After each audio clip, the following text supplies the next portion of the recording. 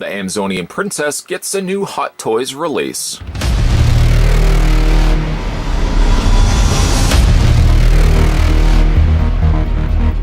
That's because today's video we're going to be checking out the new Hot Toys release of the Justice League Wonder Woman 6-scale figure. We're also going to have a look at the deluxe version of this figure that's going to come included with a bunch of other things as well.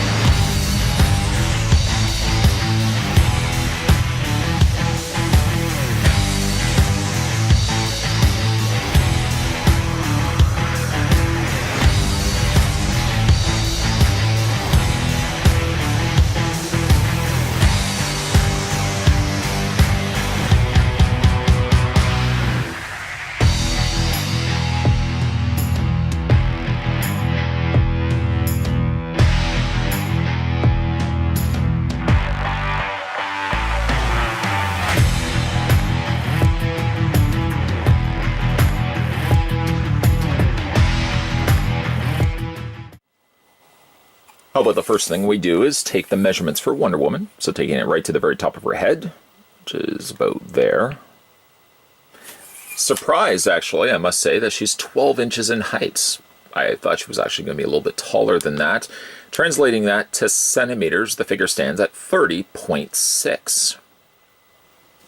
Looking at the figure's display stand, it is big, it is impressive, but those same traits almost kind of be a hindrance then to the display base because it is really big.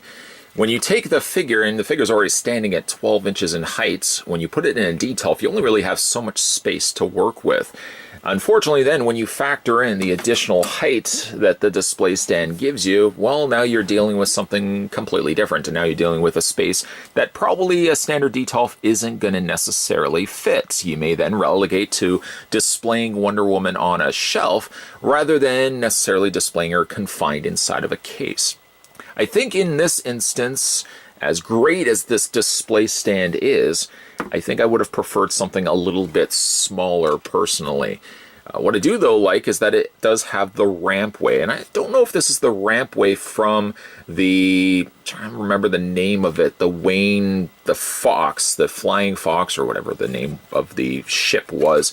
I believe it is the rampway for that, and then you've got the Justice League on the front placard, which does look great. I mean, it's got this nice raised lettering to it, and down below you've got the front placard, and in this instance you're going to have Wonder Woman.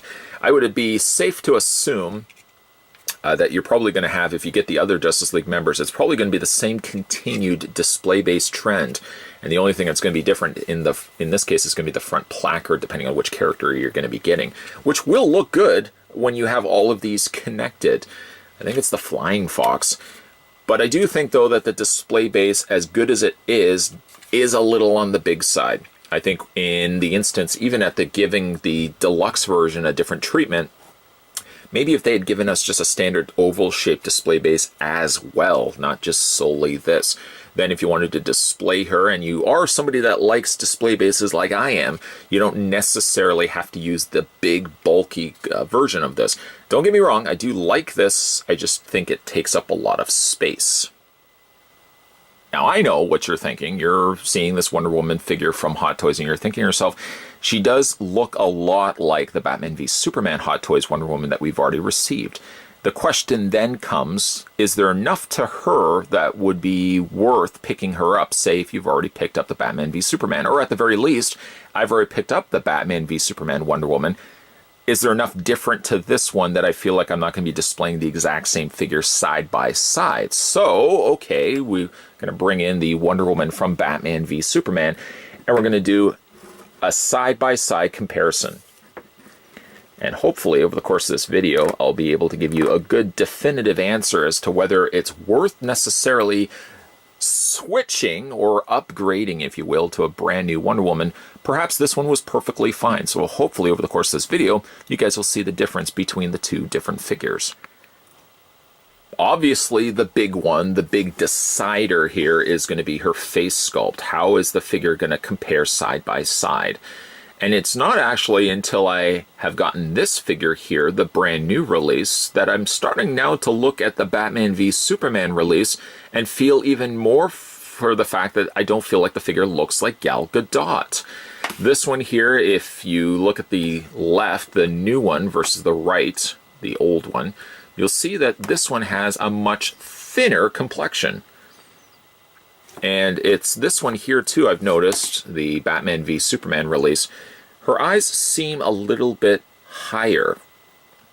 One of the big things as well, seeing enough reviews of the Justice League version of Wonder Woman, I've noticed though that watching enough reviews, and I did probably watch about 5 or 6 different reviews of this Wonder Woman, a lot of people commented specifically on one of the big problems being her nose. So I'm going to go ahead and spin the figures to the side to say that, yeah, perhaps I could see what they're talking about. Her Wonder Woman, the new Wonder Woman, does feature slightly more of a pointier nose than the one released before that. It's clearly also evident as well that her hair is drastically different, or I shouldn't say drastically different, but it does seem like it's a lighter shade of brown here, and she also is sporting more flat hair. There's very little less in the way of curls than the Batman v Superman one that we had gotten before. The hair length is roughly about the same, but the styling of hair, I think, is drastically different. So I thought to myself, let's go back and watch Justice League again. Not something that everybody would be agreeing to do, but going back and watching it again, she does definitely have a little bit more straighter hair than the curlier hair that we had gotten before with Batman v Superman.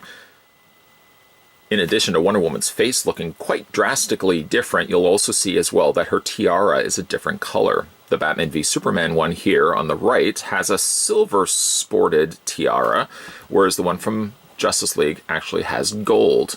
It looks like the molding is the same, and it's simply just a color swap out from the silver to the gold, so that's again another drastic change between the two. I will say though that the cheekbones, I think, make the one on the left look a little bit more like Gal Gadot than this one here again on the right. The argument could certainly be made about the pointiness of her nose. That doesn't really bother me too much because I'm going to be looking certainly at the face forward of the figure. I'm not always going to be pointing her to the side to spot the fact that maybe she does have a slightly more pointier nose than really what she should. And the best comparison I can also make too is bringing in the training version of Wonder Woman, which I happen to think was the best head sculpt that we've gotten from Gal Gadot, at least up to the point, let me just straighten out her feet here, at least up to the point that we didn't get this one on the side. I think between the two, and I did a full review of both of these figures, I think this one here was a better looking Gal Gadot. It had the higher cheekbones. I like the furrowed brow, even though it's not that much different than this one right here. And this one does also have the open mouth. But there was enough subtle changes to this one that I thought it looked more like Gal Gadot than the original Batman v Superman. Okay, so we're going to go ahead and we'll keep her there for a second because we're obviously going to do a little bit more comparisons with her outfit. Let's grab the Justice League version of Wonder Woman, put her side by side. Let's see how well she stacks up with Wonder Woman here from the training. And looking at the two, there's not really that much difference, although I think what could be helping the training version of Wonder Woman look a little bit more screen accurate is the way that they've sunken the brow. They've given her a much more serious, sterner face, which this one unfortunately does not have. And it might just be that enough and that enough alone to make still the training armor Wonder Woman be the better looking head sculpt overall. Okay, so we'll go ahead and spin the figure sideways, looking at the two noses. It would be very obvious to see that, yeah, the Justice League Wonder Woman does have a pointier nose than the training version. So I still think, even though that this one I feel is a superior release to the one we got from Batman v Superman, I might still feel as if the training armor version of Wonder Woman might be the best head sculpt overall. All of it might be just chalked up simply just to the way the eyebrows are. Again, I like the more serious look on her face here. It's as if I wish I could almost just take this face off and put it with that hair to give us the definitive Wonder Woman, because I do feel like this one is still the better of the three. But potentially we may get ourselves a Wonder Woman from the '84 Wonder Woman, although I think she's supposed to be getting a different costume altogether, so it's not even just a case where we're going to be able to do a comparison, because her outfit, much like the training version, is going to be different when we subsequently, of course, get the '84 release. From what I can tell, the bodies are exactly the same. I also wanted to see if the skin tone was identical, and it seems to be the case as well. When you look at the bodice, the top of her armor here and her torso, it does look like it's the same similar sculpt, although this one does look a little bit closer to being almost a slightly orange tint versus this one here, which was a darker shade of red. This one's got a couple more color variations to it, some more of the yellows, a little bit more of the oranges, and this one here again is a little bit more stark to just a solid red. The skirt seems like it's similar enough. I don't see too much different between the two. The material feels the exact same. The harness, the strapping that she has, is actually inverted. It's, I don't know if you can see it or not, but it's flipped the other way around. This should be over on the side, and in this case, it's on this side. But other than that, it doesn't look like there's a whole lot different between the two. If we even look at the little bracelet here that she's got on her bicep, which just unfortunately slides down a lot here on the Batman v Superman release, it looks like it's the exact same one, other than the Justice League does have some additional silver added there. You know, one can't also help but notice that the Batman v Superman gauntlets there are a slightly brighter shade of a metallic silver than what we got here for the Justice League. I would consider swapping those two, because I like that this one has a little bit more of a sheen to it than what we got here with the Justice League release. Which, as you can see, is a little bit more muted. It's a little bit more scuffed up. I guess that would make sense based on how long she's been wearing the outfit, but it is a little bit more scuffed up between the two. The two figures' boots are exactly identical to one another. It's actually the exact same sort of color difference than the torsos actually had as well. So much like the torsos, if I can just get her arm around the lasso there, the torsos have that additional little bit of orange sort of shading or lighting added to it. The same can also be said for the boots. If you look at the two boots side by side, Batman v Superman's on the right does have a darker shade of red. The gold looks like it's identical. It doesn't look like there's much different between the two there, but there's definitely a lot more orange happening here on the boots on this side than on this side here. So, having covered enough basis, hopefully comparing the two figures, she may very well make another appearance over the course of this review. Again, I really do like the head sculpt. I think it's a vast improvement, and I think it's a little bit better and a little bit more chiseled, if you will, than the one we got with the Batman v Superman release. It's still not 100% perfect, and of course the pointier nose is something that a lot of people have noted when they were looking at the figure themselves. But overall, I'm pretty happy with the head sculpt. It's enough of a change that I feel like I'm getting a different figure. I'm not simply just getting a figure with a slight tweak, although to be fair, really, all the body, other than a few swaps of paint, is identical to the one that we looked at before. But I do think the head sculpt is a step up. It's still not close to being as good as I would think the training version, but I still think it's a good head sculpt.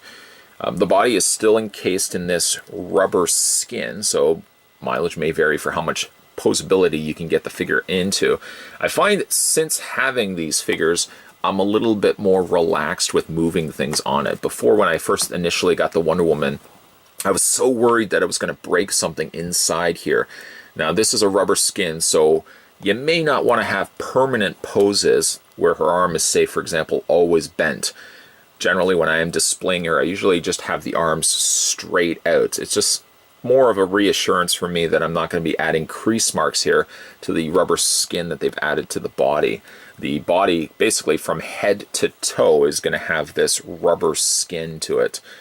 It feels like it's not going to be something that's going to give me problems down the road, as any rubber item usually goes. There's always that degradation of the material itself, where you start seeing like little cracks and splits happening in it.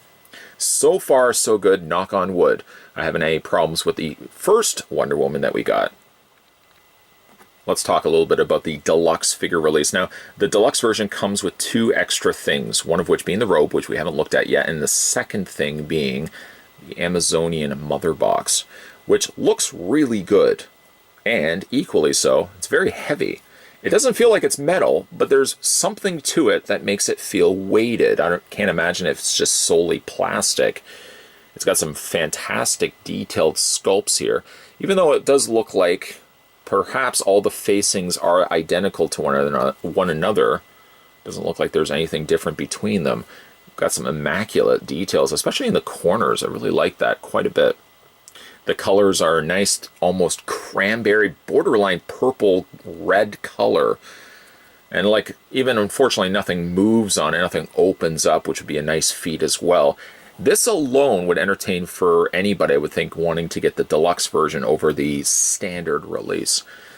When we eventually get ourselves Cyborg, which as far as I know, up to the point of reviewing this figure, I don't think Cyborg has been announced.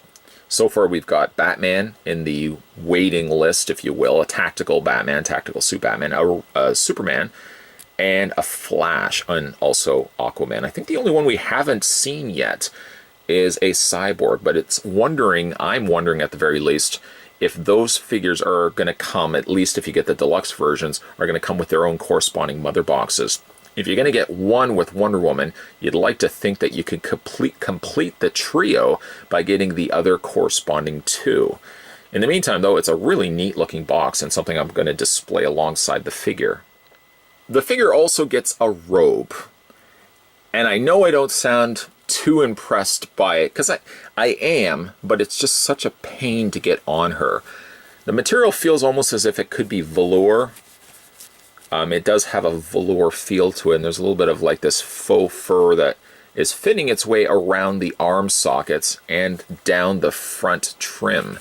Up to this point, a lot of people who had collected and picked up the Batman v Superman Wonder Woman were forced to try to find the means to get this. I think there was a Mattel Barbie Wonder Woman that had a robe, and a lot of people were makeshifting a robe by going about that way.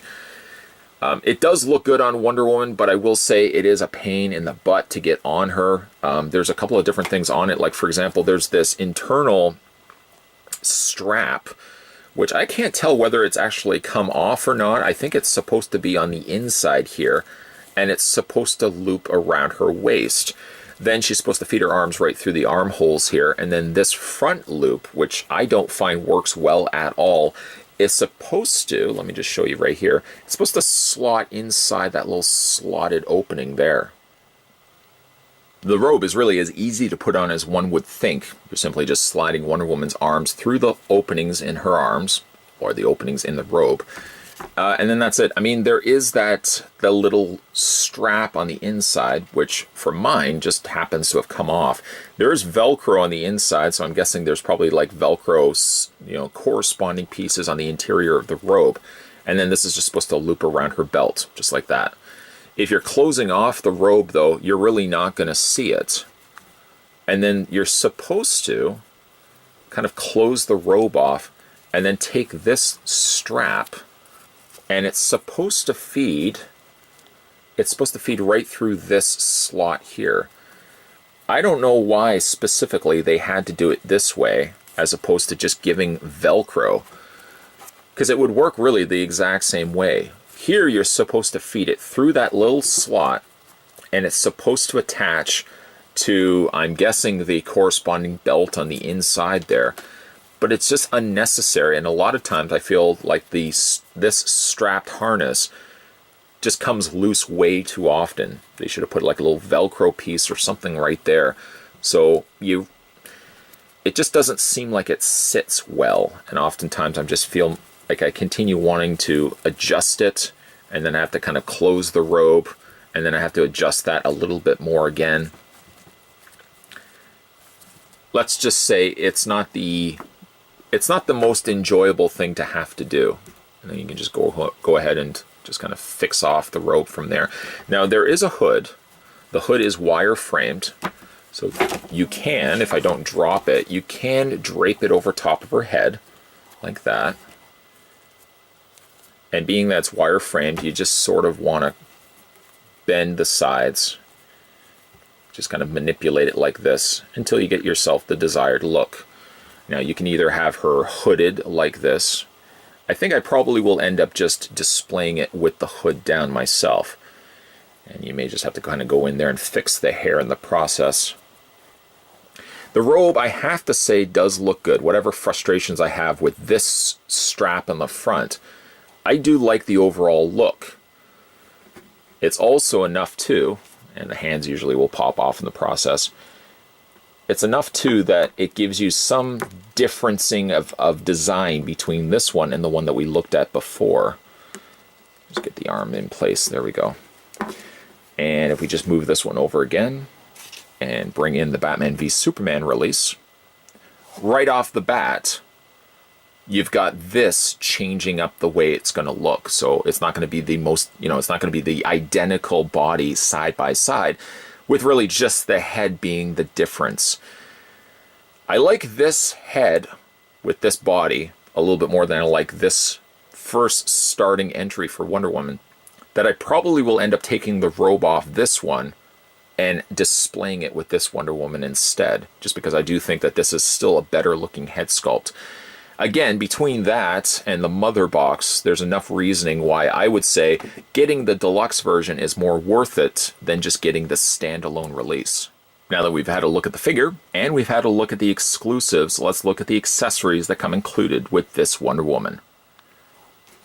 She gets a series of different lassos of truth. This one just happens to be more like the threading, and it's also bound shut. There's no real reason why you would want to unravel it. And this one here, you can display on the figure by just opening up this little clasp. I thought this clasp was going to be a problem, and I almost would have said in the course of the review that I wish this was Velcro. Now I find myself perfectly fine with it, because what I thought was going to be a nightmare of closing all the time actually isn't at all. There's just these small enough little blips that surprisingly do a good enough job of closing and staying shut.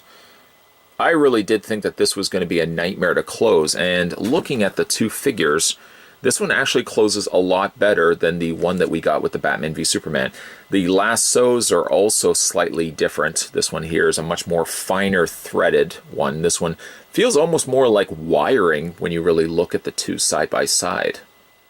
She also gets these variations of the lasso, which are more in plastic than they are the threading. These are ones that you definitely do not want to be bending, because you're going to be developing stress marks in these. There's no wire to them. There's nothing that you can manipulate to them and bend them the way that you want them. They're pretty much as you see them is how they're going to be displayed.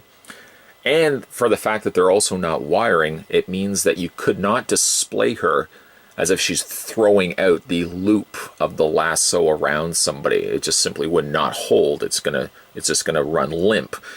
Instead, you're going to want to display them gripped in her hands, and she comes with two variations of that. The variations really aren't that drastically different from one another, one of which looks like she could actually grip it more so kind of around her fist while holding the other one. This one here, however, is just more like the additional lasso just kind of running on its own. I think of the two, I actually like this one a little bit more. Again, if you take like one of her gripping hands, let's grab one of those hands right now, and we can open up the hand, just kind of wedge it in between. There we go. You could kind of hold it like this, for example, and then the other one she could kind of hold back. It does look really good. Again, you just can't do any bending of this. It's solely plastic, and being that it's also plastic, could be more likely to break on you. Also included, she gets herself the Amazonian shield, which I'm just reaching off camera here. Here's what the original Wonder Woman shield looked like. It's not really that much different. This one's a little bit more darker in color than the one we initially got. There's the back side of it. And again, there's really not much different other than just a different swap out of paint. One good thing about this release, however, is they give you clips, so you could actually display Wonder Woman with her shield on her back. This is something that, unfortunately, the other one was unable to do, and it just involves taking these little clips and looping them on the belts like that. You may want to even just like move the hair out of the way, and then take the other one, and it loops on the top. This loop also serves as, I'll show you in a second, where the sword is going to be placed. And then from there, you're just going to take the shield, just loop it over top of the one clip. You really even don't need the secondary clip to help, but it's there anyways just to support. And get that in place, and then she can hold the shield like that. This is also something that could be easily transferred over to the original Batman v Superman release, so if you do want to display her with those clips, you can do the exact same thing, although you're just going to place them differently. One clip is going to go here, and then one clip is going to go here. This one's going to sit a little bit more on an angle. You can sort of cheat by putting the clip just there, and then very carefully sitting the shield against it if you can't working with the more angled loop right here. She also comes included with her sword, which we just reach off. There's the sword that came included with Wonder Woman. My biggest struggle is trying to remember which one came with the Justice League release of Wonder Woman. Actually, now that I think about it, I think the one with the blue handle is the more recent release, and the one with the more lighter colored hilt is the original release. Either way, though, one could easily see that both the hilts as well as the blades are identical to one another, right down to the scripture that has been etched into the blade itself. Assuming that this is the correct sword, let's go ahead and spin the figure around, pop the clips off, mindful that you don't drop the clips. You're just going to take that right off. And there's a loop on the top, and there's a loop right there. You can take the sword, feed it through the top, and feed it all the way through. Might be easier just to stand the figure up there. And then it feeds right through the bottom loop there. And you can display the figure like this. Now, the shield, in theory, you could still clip on. You're going to have a little bit more of a problem competing with now the sword being there. But what you can also do then is just take the clip, attach it to the bottom, and then only harness it right there and run it in place. You can sort of work it out that it's still going to support it. What you can also do too is run the clip on first and then try to slide the sword through, which is also something that does work, although like I said, there's not as much clearance happening on the top there to fit both. Just to show you that it is doable, though, you can fit the clip and the sword in place. You just got to be really careful when you're putting the sword through that you don't accidentally bump the clip off. And then we can go ahead and take the shield once again and just clip that in place. And you can see that she does hold both the shield and the sword on the back of her strap here. These are pretty cool, but a little on the disappointing side. She comes with these ricocheting bullet effects that you can add to her bracelets of submission. The unfortunate thing about it, though, and it's maybe only on my figure, but I've noticed that it's only on one arm. We go ahead and slide off this bracelet. Put the figure right there. You'll see that there is this strip inside of a magnet. This will allow you to take these effects, and they'll usually be prone to sticking to themselves. And you can attach them to that strip of magnet. It's unfortunate that it's only just one strip, so you sort of have to line it up correctly that it doesn't fall off. And it doesn't really go anywhere. Unfortunately, though, it's not on that bracelet. If somebody has picked this figure up for themselves, let me know if you have it on both figure bracelets. I've only got it on the one, though. And if they've only done it on the one, I would ask the question then, why wouldn't they have done it on the second one as well? I mean, she does have 4 of these of various different shapes and sizes. Why wouldn't they have made it the available means to just put it on that one. I guess a workaround to it is I could probably go to like a supply store, like a Staples, and I could probably buy myself like a little stripping of magnet tape and feed it through that secondary gauntlet, just so that both of the bracelets of submission would actually be able to support these. For the time being, my figure, and possibly my figure alone, can only do it on the one side. Speaking of the bracelets of submission, she also does have the charged up versions of them as well, similar to what we got with the Batman v Superman release of Wonder Woman. These are identical to the ones that come defaulted to her, other than these are made of more of a translucent orange plastic, just to give it the look that it's glowing and pulsating after storing energy. And of course the figure is going to have a whole bunch of interchangeable hands as well. I got to come clean about something. She does come with a pair of relaxed palms, as you can see right there, bandaged up around the wrist area. She does have a pair of lasso holding hands. And then she also has a pair of closed fists and a pair of open hands, or gripping hands. Unfortunately, at the time of shooting this video, I dropped, and I'm trying to currently locate the other pairing hand to the ones that currently are in her socket. So she does have a pair of closed fists, she has a pair of gripping hands, she has a pair of lasso holding hands, and she's also got a pair of gripping hands. One thing I do notice about Wonder Woman, or really any figure that has the rubber skin, is that it's a nightmare at times to try to take, there's the hole there of the hand, trying to put that onto the peg, because the skin right there, or closest thing I would just call it is the skin of the arm here, sticks a little further out, and it does mean that when you are putting the hand on, you're really having to apply a lot of pressure. The best rule of thumb is to take the peg off, put it in the hand first, and then put the peg through, as it will get a much better grip already into the socket of the hand area here. Definitely this is a smarter route to go than what I'm doing and just simply trying to push it into the socket area, because that skin is going to continue to push back, and a lot of times you'll find that the hands are just popping out on random. Looking at Wonder Woman's articulation. Now you have to be careful still, despite for the fact that you've maybe grown a little bit of confidence since owning the initial release, you still got to be a little bit more mindful when it comes to the figure. Her head does tilt up and down. In fact, actually, when you get her out of packaging, you have to add the strap here, so you have to take the head completely off. The head does tilt up and down, and it does rotate side to side. The arms move out, and this is something where you're going to be a little bit more careful here. Understand that, you know, you want slow motions on this. You don't want to get too vigorous with bending the arms outward, but the arms do hinge out. You can rotate them forward, and you can rotate them back, but doing it, just again, be very, very careful that you are moving the arms in a very slow fashion. There goes one of the hands right there. The arms, the elbows that is, do bend, and you do have a swivel on the interior of I'm guessing the bicep will allow the forearm to rotate the way it is right now. The hands would rotate also, although often at times the wrists will pop, the hands will pop right off, but the hands will also rotate back and forth via just the attached peg there.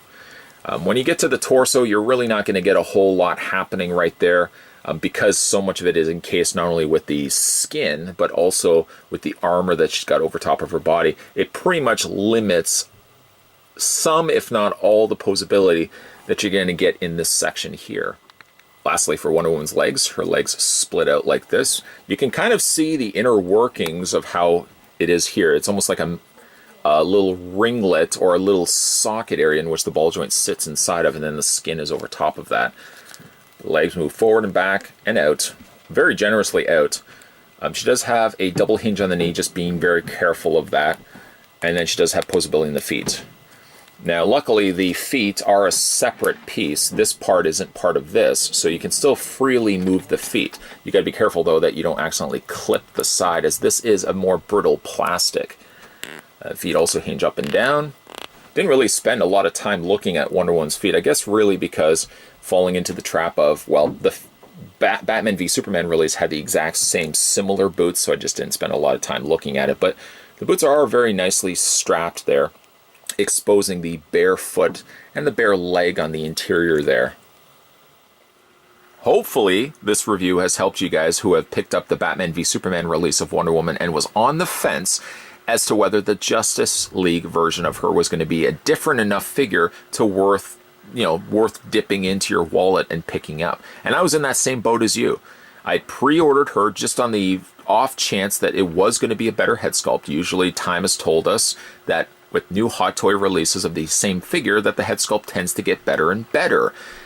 But still, when I pre-ordered her and I was paying off those last few installments of her, I was still on the fence as to whether this was going to be enough of a change that I didn't waste my money on her. So I did what everybody else does. I looked on YouTube and I checked out various different reviews of her leading up to eventually her arriving in the mail.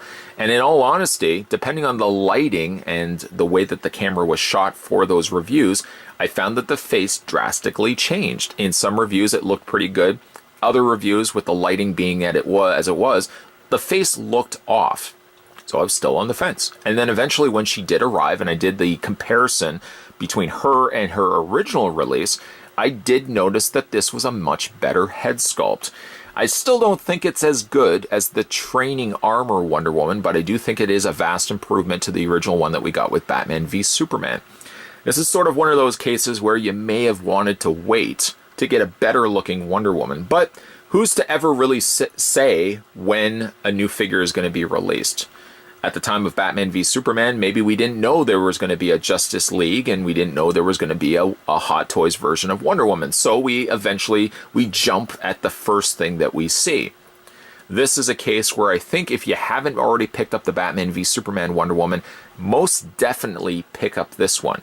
If you've already picked up Batman v Superman and you think to yourself, still, I don't know if there's enough changes between this one and the previous one to worth picking it up, my argument would then be what I would say is I would probably pick up the deluxe version. At the very least, you're getting yourself the mother box. That's one good plus, but you're also getting her shrouded robe, which means that if you are somebody that had already picked up the Batman v Superman release of Wonder Woman, you could at least use the robe on one of them still to make her look drastically different. I probably would still use the robe on the Batman v Superman release of her, just because I think that's a more inferior head sculpt of the two Wonder Woman side by side. This one looks a lot better in the head sculpt. It looks a little bit more like Gal Gadot, that I would more likely just display her as Wonder Woman. That I'll probably use the robe then for the Batman v Superman release. Or I might even just use the training armor Wonder Woman, use that head sculpt, and display her with the robe, because I think that's overall a better looking head sculpt. This one's pretty close, and to be fair and in its credit, it's better than the one that we did get before. So take my wordings with a grain of salt. If you still are on the fence about picking this one up for yourself, just kind of hold off. Just kind of let it simmer for a little bit. Maybe you're perfectly fine just having the original release and that's enough for you. Or you could also hold off and see what we're going to be getting with the 84 Wonder Woman. If we're going to be getting a new Wonder Woman, it's probably likely we're going to be getting another Hot Toys, although it probably won't be this armor. So it's always that gamble picking up a new 6-scale figure release. Either way, though, if you're interested in picking up this one for yourself, and hopefully this review has helped, you can swing on over to Sideshow Collectibles. Sadly, though, Wonder Woman is now slated and is currently set as a pre-order. So I don't know if maybe the initial run of her sold out, that it's now on a pre-order. But what you can always do, too, is you can do what I did. You can pay in installment plans. My installment plans for Wonder Woman, I think it was about 5 different payments. And then the last payment happened this month, October. And as soon as I paid that last installment, she arrived in what I can only guess is around 3 days. 3 days later, after paying that installment plan, Wonder Woman was already at my mailbox. So one thing that's good about Sideshow Collectibles is they're really fast at shipping stuff. Hopefully, though, and like I said, this review has helped as best as I could possibly do to show you guys the differences between the two Wonder Woman. And from there, it's entirely up to you guys if you want to pick this one up for yourself. If you guys haven't had a chance to subscribe yet to this channel, what are you waiting for? There's certainly going to be more 6-scale figure reviews coming soon. And of course, as we're speaking right now, I'm paying the last few installment plans. I think Flash is slated next. Possibly Flash, or I think Aquaman. I have to go back and double check my shipping calendar. Of course, when he gets released, or whoever gets released next, you can look forward to seeing a review of that. Even though the movies haven't done all that great for DC, I have to admit, though, that the Hot Toys releases of them have done really good at capturing the likeness of them. And in this case, I think this one captures it better than the one that we got before. Today we were having a look, though, at the Hot Toys. This was the Justice League version, the deluxe version of Wonder Woman. And as always, guys, thanks for watching, as you always do. Let me know down below, by the way, if you picked up this figure for yourself, what do you think of the figure? Do you think it's a better, vast improvement to the one that we got before? Or there's really not enough changes to it to really warrant getting this one? You might just stick with the one that you had before. Either way, guys, love reading your comments down below, and thanks for watching. I'll see you next time.